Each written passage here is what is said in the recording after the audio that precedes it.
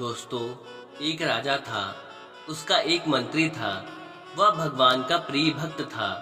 कोई भी बात होती तो वह यही कहता कि भगवान की बड़ी कृपा हो गई। एक दिन राजा के बेटे की मृत्यु हो गई।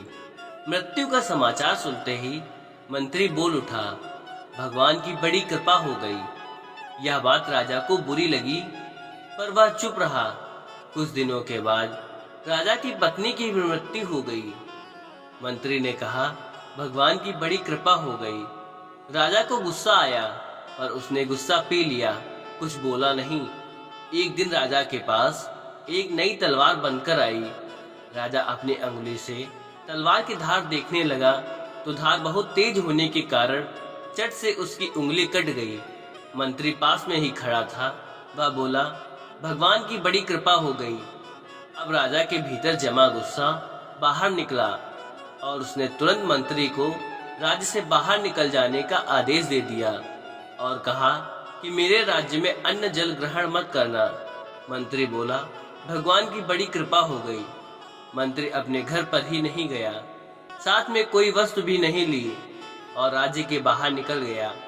कुछ दिन बीत गए। एक बार राजा अपने साथियों के साथ शिकार खेलने के लिए जंगल गया। जंगल में एक सुअर का पीछा करते करते राजा बहुत दूर घने जंगल में निकल गया।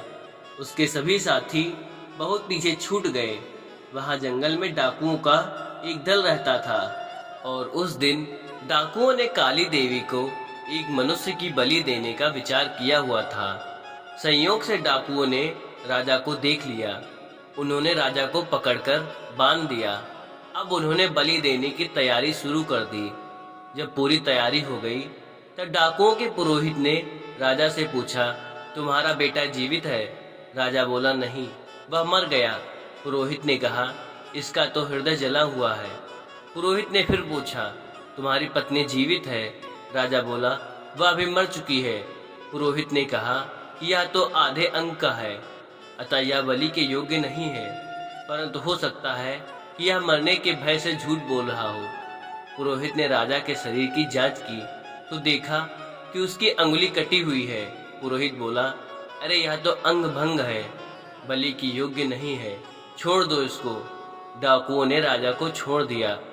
राजा अपने घर लौट आया। लौटते ही उसने अपने आदमियों को आज्ञा दी कि हमारा मंत्री जहाँ भी हो उसको तुरंत ढूंढकर हमारे राज्य लाओ। जब तक मंत्री वापस नहीं आएगा तब तक मैं अन्न ग्रहण नहीं करूंगा। राजा के आदमियों ने मंत्री को ढूंढ लिया और उससे तुरंत राजा के पास चलने की प्रार्थना की। मंत्री ने कहा, भगवान की बड़ी कृपा हो गई। मंत्री राजा के सामने उपस्थित हो गया।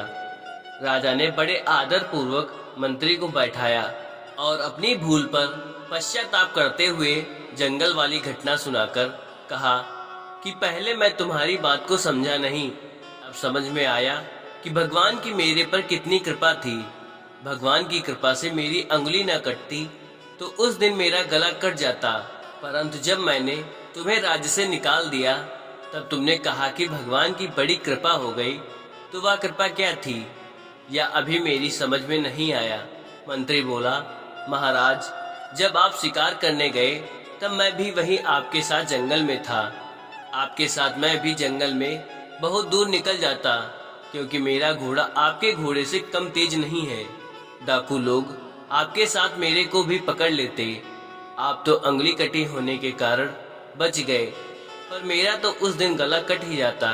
इसलिए भगवान की कृपा से मैं आपके साथ नहीं था, राज्य से बाहर था, अतः मरने से बच गया और अब मैं पुनः अपनी जगह वापस आ गया हूँ।